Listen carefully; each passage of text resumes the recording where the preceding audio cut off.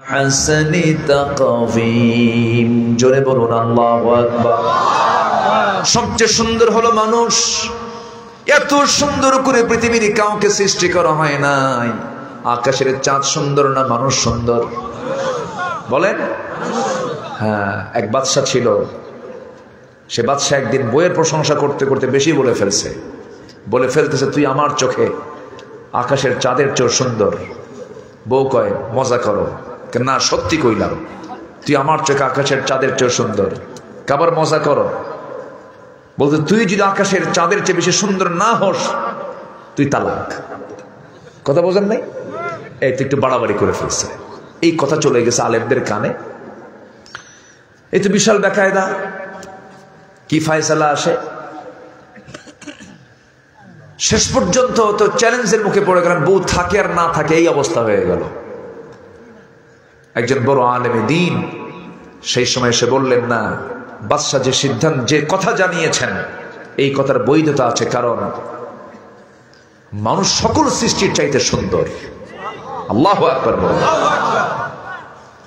যখন তাকে বলা হলো না, তোমার কথা এরকম সত্য হবে না, মনে হয় বউটা তালাক হয়ে গেছে, সেই সময় সে আল্লাহওয়ালা বলছেন লাকাদ খালাকানাল কামারা ফি আহসানি তাকওয়িম। ঠিক হয়েছে? ঠিক হয়েছে? কি হবে? খালাকনাল ইনসানা। উনি এই আয়াত বলে বললেন যদি আমার এই আয়াত ভুল হয় তাহলে ভুল হলো, আর যদি ভুল না হয় তাহলে তোমাদের রায় ঠিক আছে, আর যদি এই আয়াত ভুল হয় তাহলে রাজা যে বক্তব্য দিয়েছে আমার বউ যদি চাঁদের চেয়ে সুন্দর না হয় আমার বউ তালাক হবে না, কারণ আকাশের চাঁদের চাইতে মানুষ সুন্দর। আল্লাহু আকবার বলেন। মানুষ সুন্দর। এত সুন্দর করে কে বানাইছেন? কার গোলামি করার জন্য? হিন্দুস্তানের গোলামি করার জন্য। 16 বছর কার গোলামি করছে? ওদের সন্তুষ্ট করার জন্য আল্লামা সাইদিকে প্ল্যান করে হিন্দুস্তানের প্রেসক্রিপশনে তাকে হত্যা করা হয়েছে। সম্মানিত ভাইয়েরা, বিশ্বাসের জায়গায় ফাটল ধরলে কিন্তু বেকায়দা।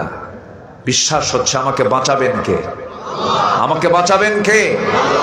India, Russia, America, Europe, Germany, France, কোন পরাশক্তি, চীন, জাপান, কেউ না। আমাকে বাঁচাবেন কে? আমরা বিশ্বাস রাখবো কার উপরে? আল্লাহর উপরে। আল্লাহ আমাকে বাঁচাবেন। আল্লাহ আমার সব দায়িত্ব নিয়েছেন। তিনি তো বিশ্ব সবার তিনি সভাপতি, গোটা পৃথিবী তিনি চালান। নেতা আজকে আছে কালকে নাই, ঠিক কি না? আর আমার আল্লাহ কালকেও ছিলেন, আজকেও আছেন, সামনেও থাকবেন।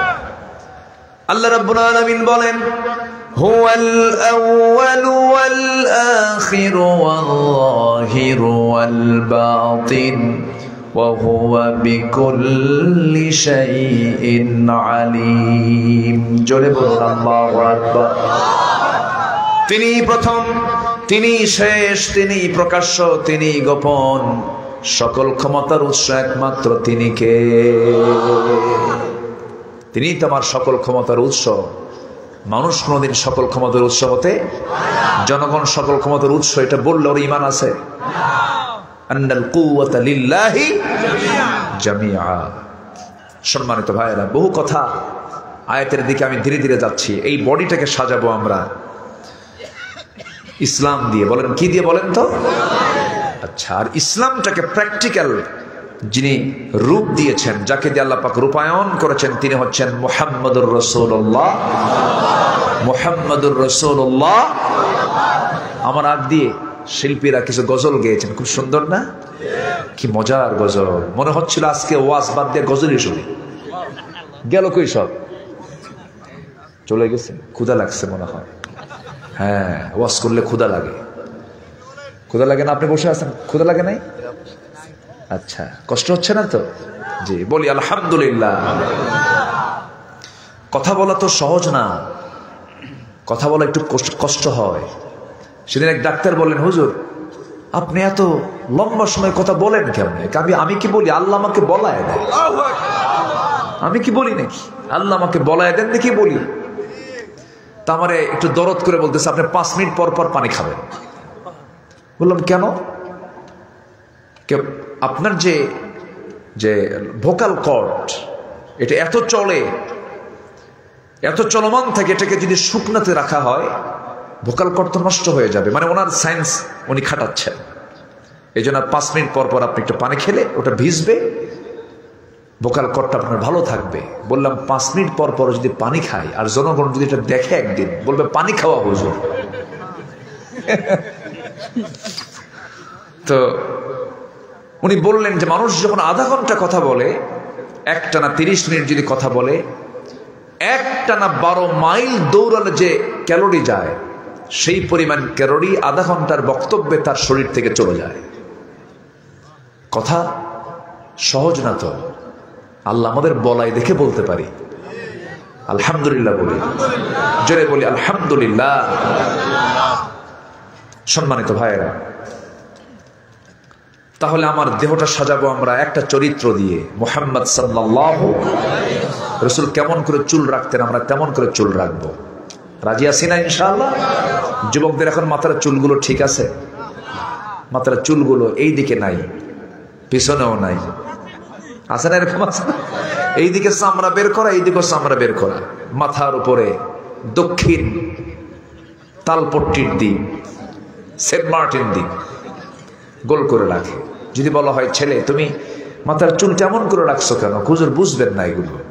মেসি, তুমি কি নেইমার, তুমি কি কুত্তা? যেরকম নাউজুবিল্লাহ, ওরা তো কুকুর নিয়ে থাকে। মেসি নেইমাররা কি নিয়ে থাকে? বলেন বলেন বলেন, কি নিয়ে থাকে? কুকুর নিয়ে থাকে। কুকুরের পিছনে কোটি কোটি টাকা খরচ করে। শুকুরের গোশত খায় আর কুকুর নিয়ে শুয়ে থাকে। এই হলো ওদের জীবন। গোশত খায় কিসে? মাংস খায় কিসে? শুকুরের। গোশত বলবো না, মাংস। মাংস খায় কিসের? শুকুরের। আর শুয়ে থেকে কার সাথে? কুকুরের সাথে। এই হলো ওদের লাইফ স্টাইল। তাকে ফলো করবা কেন? মাথার চুল, আবার শার্ট পরে, প্যান্ট পরে এমন নিচে পড়ে, প্যান্ট এত নিচে ঢিলঢালা, একদম নাভির নিচে এত নিচে পড়ে, সীমান্ত বর্ডার। আমি কি ভুল বলতেছি? সীমান্ত বর্ডার মানে যে কোনো সময় খুলে যেতে পারে, অঘটন ঘটতে পারে। নতুন প্যান্ট বাজার থেকে কিনে আনে, 2 হাঁটু ফাটা, আছে না? বলেন তো, হাঁটু ফাটা প্যান্ট, মনে হয় কোথাও যেন পড়ে রোড অ্যাক্সিডেন্টে হুন্ডা অ্যাক্সিডেন্ট করে মনে ফাটে ফেলছে, এরকম একটা ভাবসা। হাঁটু ফাটা প্যান্ট, জোড়াতালি প্যান্ট, নতুন প্যান্ট 8,000 টাকা দাম, কিন্তু প্যান্টের কি সব ফাটা, সেনা ফাটা। কি যে রুচি আল্লাহ জানে। যদি বলা হয় তুমি এই ডিজাইন পাইলা কোথায়? হুজুর বুঝবেন না, এটাই পৃথিবীর সবচাইতে আপডেট সেরা। কি আপডেট কি হয়? সেরা। কি বলবেন এগুলো? আমি একদিন মসজিদে নামাজ পড়তে গেছি, এক যুবক দেখি সামনে নিয়ত করে নামাজে দাঁড়ায় গেছে। তো ভাবলাম নফলটা পড়বো 2 রাকাত, কিন্তু ওর তো পোশাক দেখে মনে হচ্ছে ওকে আগে দেখা দরকার, দেখি কি নামাজ পড়ে। ওরকম ঢিলঢালা প্যান্ট পরছে, শার্ট পরেছে, নামাজে দাঁড়াইছে। রুকুতে যখন গেল তখন দেখি শার্ট উপরে, প্যান্ট নিচে, মাঝখানে ফাঁকা। ভাবলাম এই তো রুকু, দেখি সেজদায় কি হয়। দেখি সেজদায় যখন গেল তখন দেখি প্যান্ট খুইলা আন্ডার প্যান্ট বের হয়েছে। কি আমি কি অবস্থা বলতেছি বলেন তো? কি এমন এমন এমন পোশাক আছে না নাই? কাপড় ঠিকই পড়তেছে, কিন্তু কাপড় পরেও সে উলঙ্গ, কাপড় পরেও সে। এটা পুরুষের একই কথা, মেয়েদেরও একই কথা। একটা চকলেট, সামান্য চকলেট 2 টাকা দাম, একটা চকলেটকে পর্দায় না রাখলে সেই চকলেট কেউ খায় না। মাত্র 2 টাকার চকলেটকে পর্দায় ঢাকতে হয়। আর আমার মার দামটা কত? আমার মাকে আল্লাহ তাআলা এত সম্মান দিয়েছেন। আল্লাহ তাআলা নারীর সম্মান মর্যাদা কোথায় নিয়ে গেছেন? একটা নারীর পায়ের নিচে আল্লাহ পাক জান্নাত রেখে দিয়েছেন। আর সেই নারী আজকে চকলেট পর্দায় থাকে, আমার মায়ের গায়ে কোনো পর্দা নাই। এই শীত, প্রচন্ড শীত, হাড় কাঁপানো শীত, এর মধ্যেও গন্ডারের চামড়ার মতো বের করে রাখে, আমারে দেখুক জাতি। না, জাতি দেখবে না, স্বামী দেখবে। কে দেখবে? নারী কি জাতীয় সম্পদ? আস্তে, নারী কি জাতীয় সম্পদ? নারী হচ্ছে স্বামীর সম্পদ। স্বামী তাকে দেখবেন, স্ত্রী তার স্বামীকে দেখবে, স্বামী তার স্ত্রীকে দেখবে। এটাই এখানে আল্লাহ তাআলা মাওয়াদ্দাতাও ওয়া রাহমা, ভালোবাসা রেখেছেন, রহমত রেখেছেন। আর স্বামী স্ত্রীর দেখা বাদে যখন অন্য কোনো দেখা দেখি শুরু হবে, সেখানে ভালোবাসা থাকবে, রহমত থাকবে না, শুধু গজব গজব গজব থাকবে। ঠিক কি না? গজব দিয়ে ভরা হবে, শান্তি হবে না। বিয়ের আগে, বিবাহ পূর্ব কোনো সম্পর্ক কি গড়া যাবে? অবৈধ কোনো রিলেশন করা যাবে? হালাল না হারাম? জোরে জোরে, হালাল না হারাম? ওয়ালা মুত্তাখিদি আখদান ওয়ালা মুত্তাখিদাতি আখদান। গোপন গোপন কোনো নোংরামি করা যাবে না। যুবকরা, তোমরা দেশকে নতুন পর্যায়ে নিয়ে আসছো, তোমাদের চরিত্র 1 নম্বর হতে হবে, উন্নত চরিত্র হতে হবে। তাহলে এই বিজয় অব্যাহত থাকবে। যদি চরিত্রহীন হয়ে পড়ো, নিজের চরিত্র যদি তোমার দেউলিয়া হয়ে যায়, তোমার নেতৃত্ব হেরে যাবে। অতএব বিবাহ পূর্ব কোন অবৈধ রিলেশন করা যাবে? অবৈধ রিলেশন করা যাবে। বিয়ের প্রয়োজন হবে, মুখ ফুটে বলে ফেলবে, আমাকে বিয়ে করাও। কি আসতে কয় যুবকরা? ঠিক কিনা? মুখ ফুটে বলে ফেলবা। রিজিকের দায়িত্ব কার? রিজিকের দায়িত্ব কার? আল্লাহ। দেখবেন কিছু কিছু যুবক আছে, গার্লস স্কুলের সামনে যাইয়া ইতিমের মতো বসে থাকে, মনে বাপও নাই মাও নাই। কি আছে না নাই বলেন তো? আছে না নাই? এগুলো করা যাবে না, এগুলোকে এড়িয়ে যেতে হবে। তোমার আদর্শ লালন করতে হবে, একজন ব্যক্তির মধ্যে আদর্শ খুঁজে বের করতে হবে। আমার আগে যারা শিল্পীরা সুন্দর করে গজল গেয়েছেন, উসওয়ায়ে হাসানা, সূরাতুল আহজাব থেকে আমি তেলাওয়াত করেছি 45 নম্বর আয়াত থেকে 21 নম্বর আয়াত। আল্লাহ রাব্বুল আলামিন বলেন, লাকাদ কানা লাকুম ফি রাসূলিল্লাহি উসওয়াতুন হাসানাহ লিমান কানা ইয়ারজুল্লাহা ওয়াল ইয়াওমাল আখির ওয়া যাকারাল্লাহা কাসীরা। জোরে বলুন আল্লাহু আকবার। আমি কি শেষ করে দেব? দু একজন করে ওঠে। ও চাপ, চাপ, নিম্ন চাপ। হ্যাঁ ঠিক আছে, নিম্ন চাপ, সমস্যা নেই। শীতকাল তো, প্রচুর শীতে এই চাপটা বেশি আসে, কারণ বের হওয়ার তো জায়গায় তখন একটাই থেকে যায়, এটা অসুবিধা হয়। আমি কিছু বলবো না, রাতও হয়েছে অনেক। না শেষ করে দেবো নাকি? আচ্ছা বসুন, একটু ধৈর্য ধরুন। উঠলে আলোচনা হেরে যায় আমাদের। আপনি উঠলে, আপনি নড়াচড়া করলে আমরা আলোচনা খুঁজে পাই না, তখন দিক বিদিক হয়ে যায় আমরা। একটু বসুন।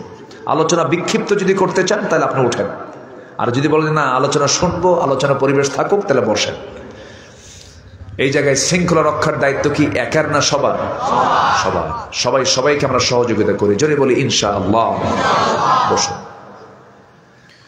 আবার ঊর্ধ্ব চাপও আছে, কিন্তু বিড়ি খাওয়া চাপ, এই চাপও কিন্তু কম না। শীতকালে এটা আরো বাড়ে না বলেন তো? একবেলা ভাত না পেলে সমস্যা নেই, কিন্তু বিড়ি পেতেই হবে। প্রতি টানে তৃপ্তি আনে, প্রতি টানে তৃপ্তি আনে। কি টান দিল! এক ধোঁয়া মুখ ভরায় 3 তলায় পাঠায়। আসে না নাই বলেন তো? এত বিড়ি খায়, ইটের ভাটা ফেল, এত খাওয়া খায়। টেনশন মুক্ত জীবনের জন্য একটা টান দিলেই যথেষ্ট। যেরকম নাউজুবিল্লাহ, কোন নেশার দিকে যাওয়া যাবে না। টানাটানি ঢালাঢালি কোনোটাই করা যাবে না। ঢালাঢালিও জায়েজ নাই, টানাটানিও জায়েজ নাই। কোন নেশার দিকে আমরা যাব না। জোরে বলি ইনশাআল্লাহ। অর্থমন্ত্রীরা আমার দেশে প্রত্যেক বছরই বিড়িতে বাজেট বাড়াইছে, তারা বিড়ির দাম বাড়াইছে। ধন্যবাদ তাদেরকে বিড়ির দাম বাড়ানোর জন্য। কিন্তু বিড়ি যারা খায় তারা কয়, মন্ত্রী বাড়ায় লাভ নাই তো, প্রয়োজনে বাড়ি বেঁচে হলেও খাবো। এত নেশা। কোন নেশার দিকে আমরা যাব না। জোরে বলি ইনশাআল্লাহ। ওয়ালা তুলকু বিআইদিকুম ইলা তাহলুকা, নিজকে ধ্বংসের দিকে ঠেলে দিও না, লাঞ্চ নষ্ট করে ফেলো না, নিজেকে রোগাক্রান্ত করো না। জবাব দিতে হবে সুম্মা লাতুসআলুন্না ইয়াওমা ইযিন আনিন নাঈম। সব ব্যাপারে প্রশ্ন করবেন তিনি কে? আল্লাহ তাআলা। মাহফিলে সবার প্রশ্ন করে, হুজুর বিড়ি খাওয়া কি জায়েজ আছে? মানে উনি চেষ্টায় আছে যে কেমনে জায়েজ করা যায়। না, আমরা সকল নেশাকে মানা করব, কারণ যদি আপনি পাপ করেন, পাপ করলে সেই পাপের চিত্র আপনার চেহারায় ফুটে ওঠে। আল্লাহ কি করছেন দেখেন।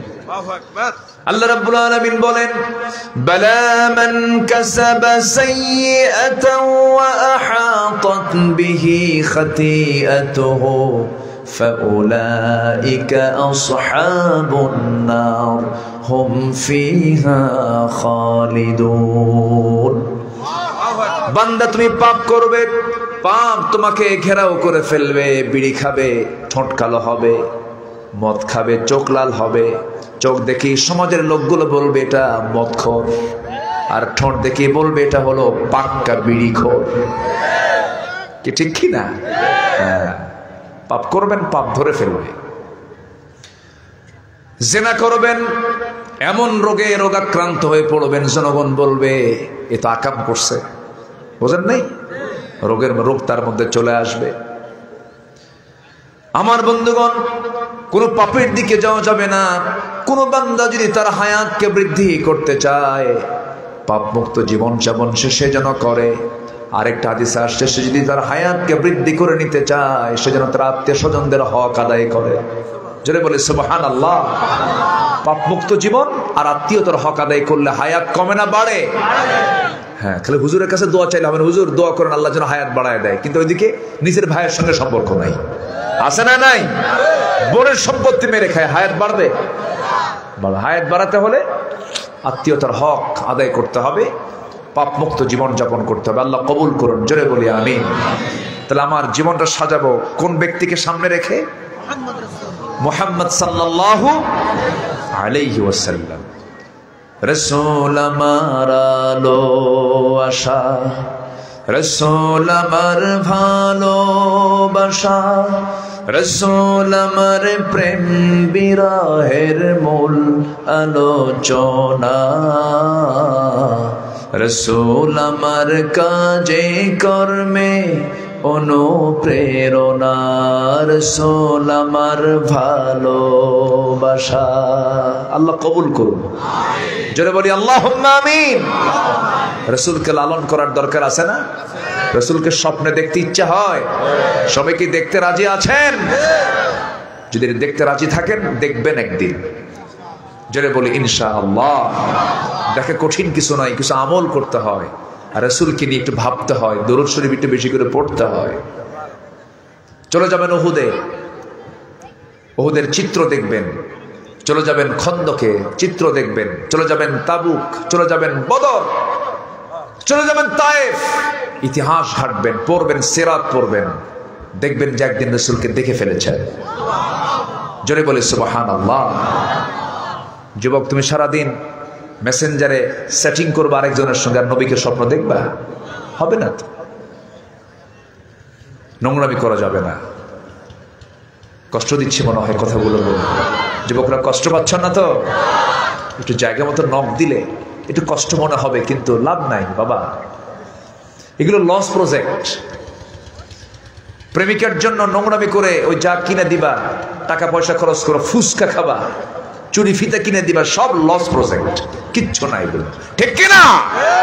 এগুলো করো না। যা হবে সব বিয়ের পরে। সব কিসের পরে হবে? বিয়ের পর।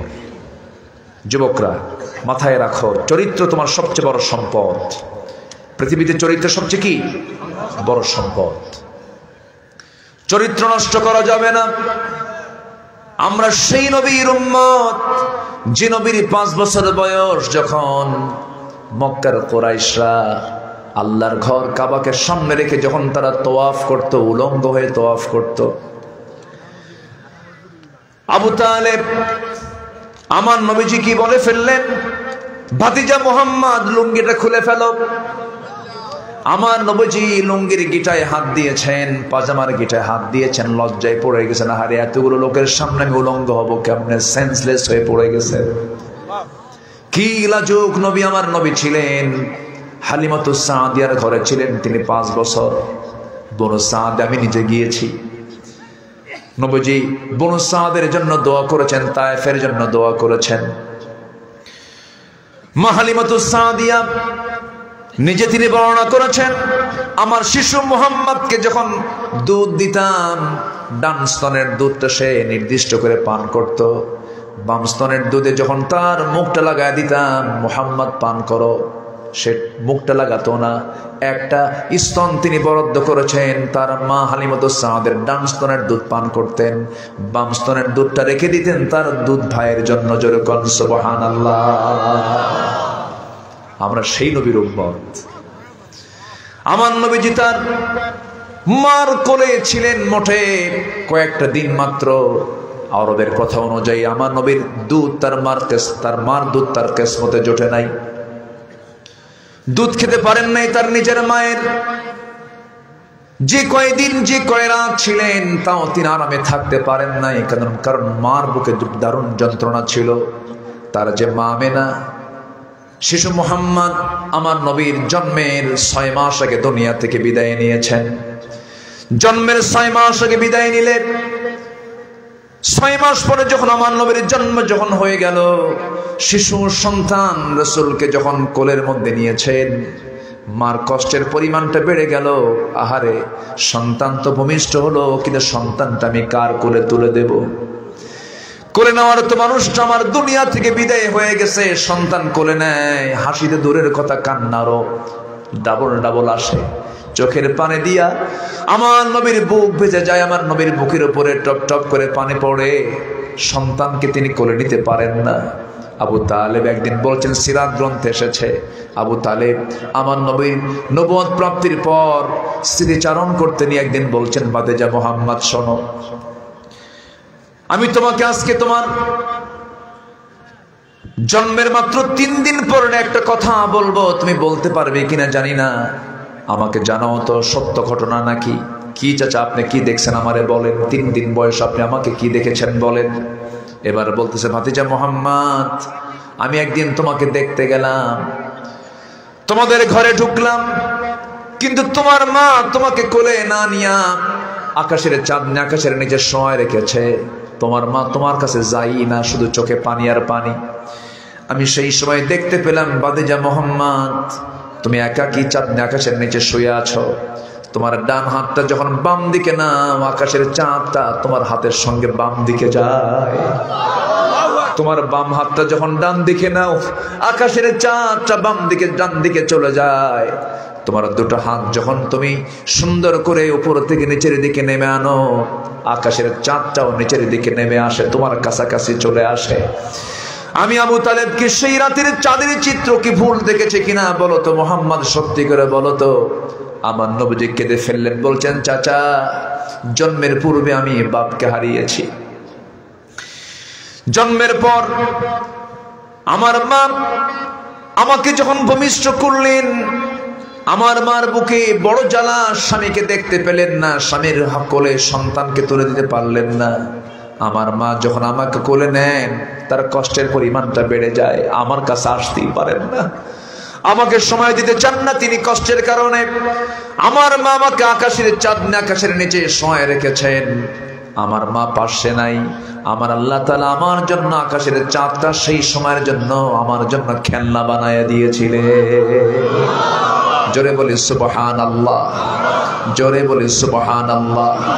বুখারী শরীফের হাদিস, আমার নবীজি নখ উঁচু করেছেন ওই মক্কার মাটিতে, শুধু বলেছেন ইনশাক্কাল কামার, আকাশের ওই চাঁদটা দ্বিখণ্ডন হয়ে গেছে। নবীজির সম্মান কত, নবীজির মর্যাদা কত, নবীজিকে আল্লাহ রাব্বুল আলামিন এত সম্মান দিয়ে ডাক দিয়েছেন, যেখান থেকে তেলাওয়াত শুরু করেছি মহান রাব্বুল আলামিন তার রাসূলকে কোথাও একটা বার নাম ধরে ডাক দেন নাই। গোটা কোরআন বা থেকে শুরু করে নিয়ে বিসমিল্লাহর বা থেকে শুরু করে নিয়ে মিনাল জান্নাতি ওয়ান নাসের সিন পর্যন্ত আপনি সার্চ করে দেখবেন গোটা কোরআনে কোথাও আমার নবীকে ইয়া মুহাম্মদ ইয়া আহমদ বলে একটা বড় ডাক দেন নাই। ডেকেছেন ইয়া আদম, ডেকেছেন ইয়া মূসা, ডেকেছেন ইয়া ইব্রাহিম, ডেকেছেন ইয়া ইয়াহইয়া, ডেকেছেন ইয়া যাকারিয়া। ইয়া আদম উসকুন আনতা ওয়া যাওজুকাল জান্নাহ ওয়া মা তিলকা বিয়ামিনিকা ইয়া মূসা। ইয়া ইয়াহইয়া খুযিল কিতাবা বিকুওয়া। সব নবীকে নাম ধরে ডাক দিলেন, কিন্তু একটাবার আমার নবীকে নাম ধরে ডাকেন নাই। আসসালামু আলাইকা আইয়ুহান নবী ডাক দিয়েছেন।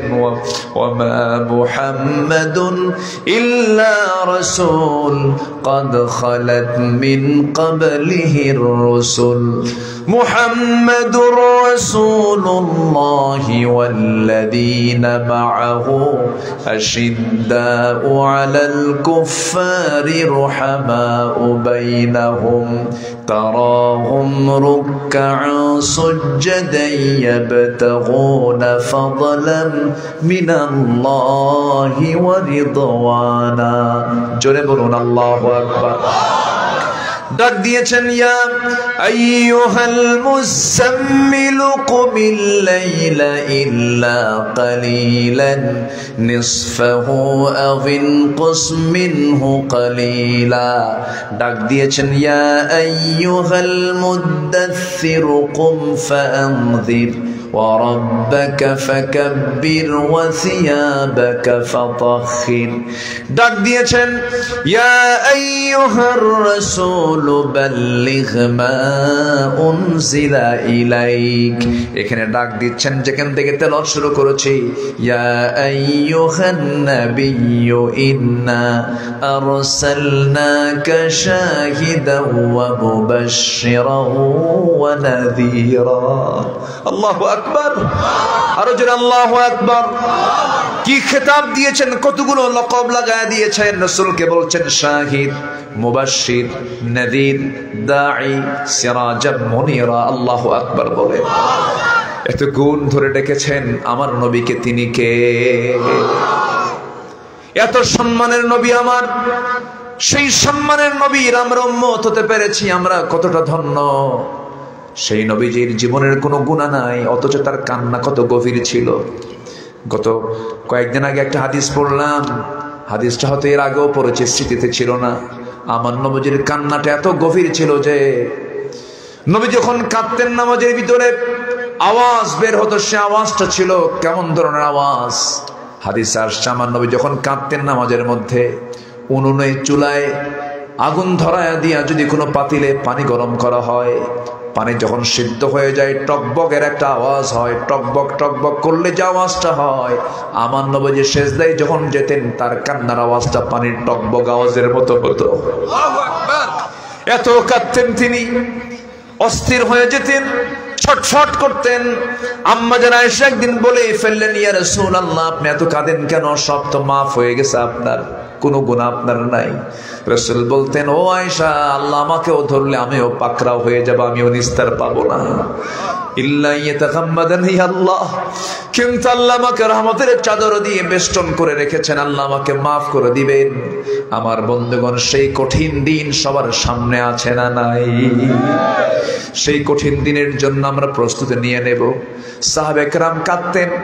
সাইয়েদনা আবু বকর সিদ্দিক রাদিয়াল্লাহু তাআলা আনহু চোখের পানি ফেলে ফেলে কাঁদতেন। মাঝে মাঝে বলতেন আল্লাহ আমারে কেন মানুষ বানায় ফেললা, আমারে যদি আকাশের পাখি বানায় দিতা, আমার কোনো বিচার হতো না। সাইয়েদনা উসমান জিন্নুরাইন কাঁদতে কাঁদতে কবরের পাশে গিয়ে দাঁড়াতেন আর বলতেন আরে দুনিয়াতে কত বন্ধু খুঁজে পাওয়া যায়, এই কবরবাসীর কোনো বন্ধু নেই, কবরে আমি যাবো কেমনে?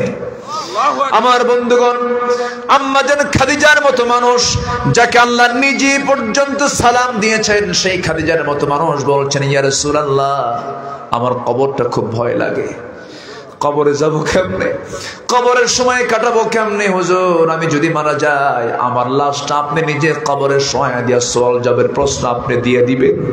কি পেরেশান তাদের মধ্যে ছিল আমার বন্ধুগণ। সেই কবরবাসী আমরা একদিন হব। আমলনামাগুলো বাম হাতে নিতে চাই না ডান হাতে নিতে চাই?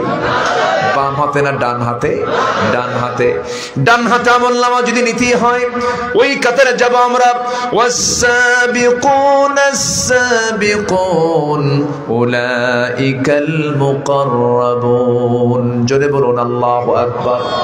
وكنتم أزواجا ثلاثة। আল্লাহু আকবার। আমার বন্ধুগণ সাবিকুনদের কাতারে শামিল হয়ে যাব। ওয়াসারিউ ইলা মাগফিরাতিম মির রাব্বিকুম ওয়া জান্নাতুন আরদুহাস সামাওয়াতু ওয়াল আরদ উইদ্দাত লিল মুত্তাকিন আল্লাযীনা ইউনফিকুনা ফিস সাররাই ওয়াদ দাররাই ওয়াল কাযিমিনাল গায়য والعافين عن الناس والله يحب المحسنين। জোরে বলুন আল্লাহু আকবার। আমরা জান্নাতের